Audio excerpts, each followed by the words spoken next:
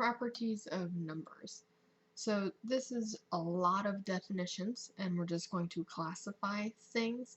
Later, it will be telling you to state what that property is as you work out problems step by step, but for this one, it's just going to be a lot of definitions.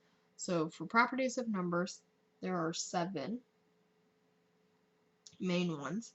The first one is commutative property of addition or multiplication. So this only works with addition and multiplication, not subtraction and division. So it is the ability to reorder the numbers without changing their sum or product. So if I have a plus b, I can also write that as b plus a. It's going to give you the same value. Same thing as if I have a times b, I can rewrite it as b times a. So all you're doing is switching the order of what number comes first. For associative property, again, this only works with multiplication or addition. It is the ability to group numbers that are being added or multiplied in order to perform mental math. So it's basically not rearranging, but moving the parentheses around to do specific parts first in order to make the math easier. So if I have a plus b in parentheses and then plus c, I can rewrite it as a plus b plus c. Or a times b and then multiply it by c is the same thing as saying a times b times c. Once you do this first, then you're going to multiply it by a. Or once you do this addition first, you're then going to add a to it. Again, it does not change the sum or the product of that value. If we look at additive identity, this is another word for saying identity of addition. So you'll hear me say that quite often. It's the ability to add 0 to any value, and its sum is that value. So if I have a plus 0, I get the value of a. If I have 0 plus c, my answer is the value c. So it's the initial value. Multiplicative identity is similar to the additive identity, so it's the identity of multiplication. It is the ability to multiply any number by 1, and the product of that is the original value. So again, a times 1 is going to give me a, 1 times c is going to give me c. If I have the additive inverse, or we might call it the inverse of addition, it's when you have two numbers whose sum is equal to 0. So it has to be their opposites. So positive and negative of the same numerical value. So if I have a plus a negative a, that's going to give me 0. So if we look at numbers, I have positive 2 minus 2. So positive 2 take away 2 gives me 0. If I have negative 3 and I add 3, I get 0. It only works with opposite values. If I have multiplicative inverse, so this is the same thing as saying inverse of multiplication. It's two numbers whose product is going to equal 1. So the only way we can get this is by doing what we call reciprocals. So flipping the original fraction. So if I have a over b and I multiply it by b over a, my result is equal to 1. So if we look at number values, if I have 4 over 2, if I multiply that by the flipped fraction, so 2 over 4, I get 8 over 8, and we know if we have a number divided by itself, it's equal to 1. If I look at this one, I have 5 times 1/5. The reason that 1/5 is the reciprocal of 5 is because we can write any whole number as a fraction by putting it over 1, and it doesn't change its value. So now I have 5 over 1 times 1 over 5. We flip the fraction, and that's equal to 1.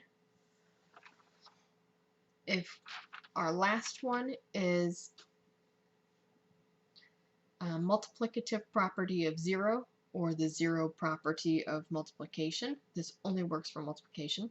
It's when any number is multiplied by 0, the product is 0. Doesn't matter what that value was. So a times 0 is 0, or 8 times 0 is 0.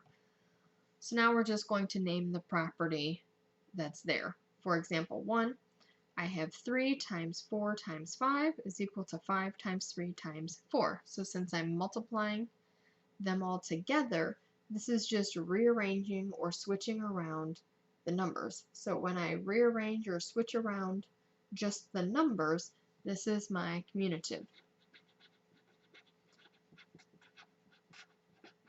property. If you remember from our addition and multiplication rules of integers, if I work left to right, I'm going to get the same answer. For example 2, I have x times 1 is equal to x. So any number times 1 is itself, which means this is the identity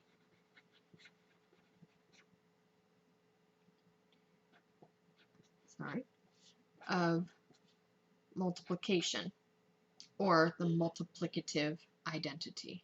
Either way is correct.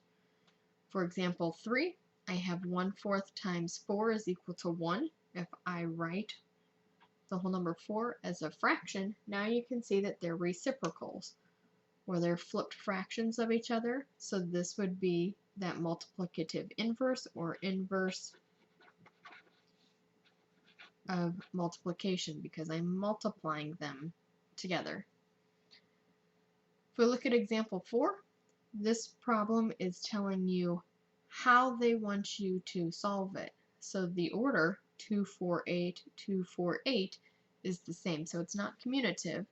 What has changed is the placement of the parentheses. So for this one, they want you to do the 4 plus 8 first to get 12.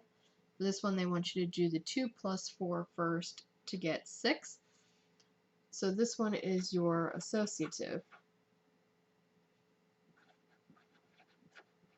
property. Because if I now have 12 and I add 2, I get 14. If I have 6 and I add 8, I still get 14. So it's specifically telling you what part to do first. If we look at example 5, I have same numbers, 7, and opposite signs. So if I'm using opposites, this is that inverse of addition, because we're doing adding and subtracting instead of multiplying them together. If we look at example 6, this is kind of where the mental math comes into play.